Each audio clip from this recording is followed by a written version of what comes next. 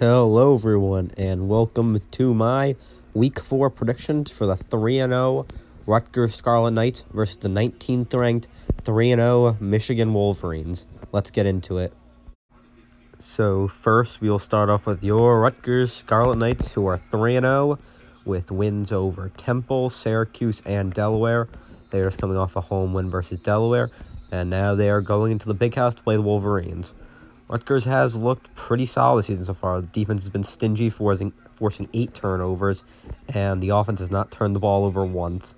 Special teams has looked great, including punting from Adam Korsak and kick returning and punt returning from Aaron Cruikshank.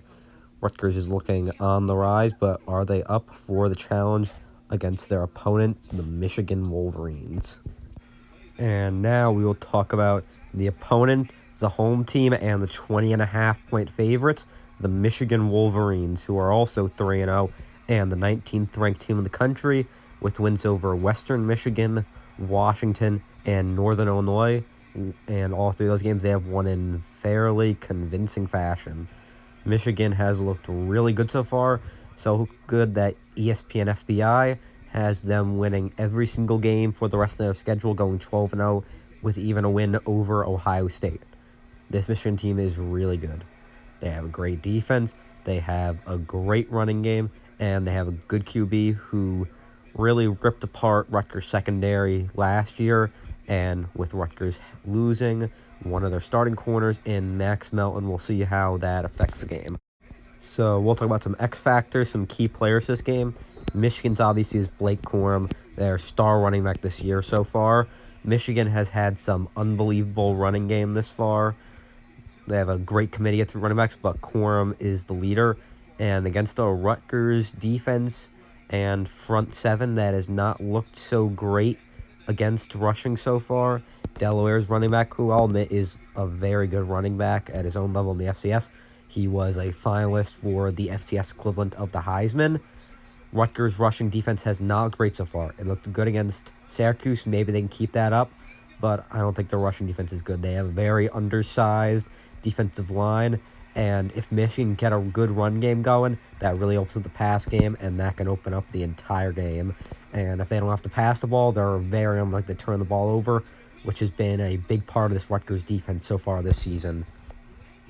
And now we'll go into the Rutgers X Factor, which will be the offensive line.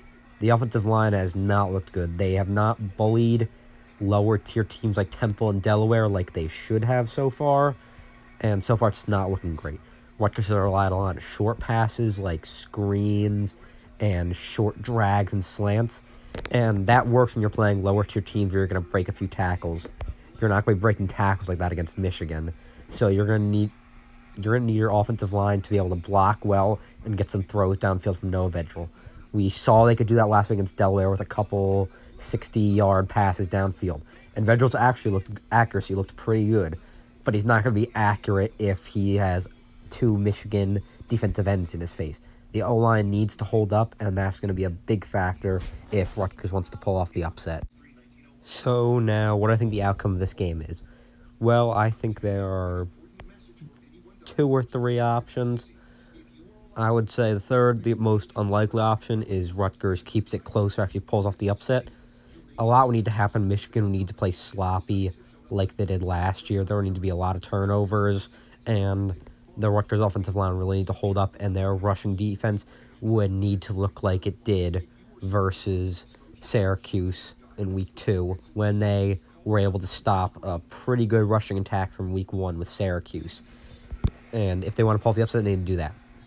The other option is it's about the spread, 20-point game, and that's just if Michigan can run or is able to run the ball really well. I think in that type of scenario, Rutgers can keep it close for a quarter or two. Then Michigan eventually pulls away. They really start wearing down on the Rutgers defense with a solid running game led by Blake Corum. And then I think the last option is Michigan blows them out and Michigan looks like an Ohio State this year. I don't think Rutgers is going to be a team that's going to come out the door and look like shit. They're going to play a good football game. But if Michigan plays better football with better talent, there's not much Rutgers is going to be able to do. And I could see one option being a Michigan blowout like you normally see in Ohio State Rutgers games. And I think that's the option if Michigan is the real deal and they are this team that can go 12-0 and beat Ohio State and win the Big Ten and maybe even go to the college football playoff. I think the most likely option is that second option where it's about the spread and it's just Rutgers keeps it close at first maybe. They use some trick plays to maybe get up by 7 at the start of the game or something, but they can eventually keep up and Michigan's talent eventually catches up to them and they show that they're just a better team.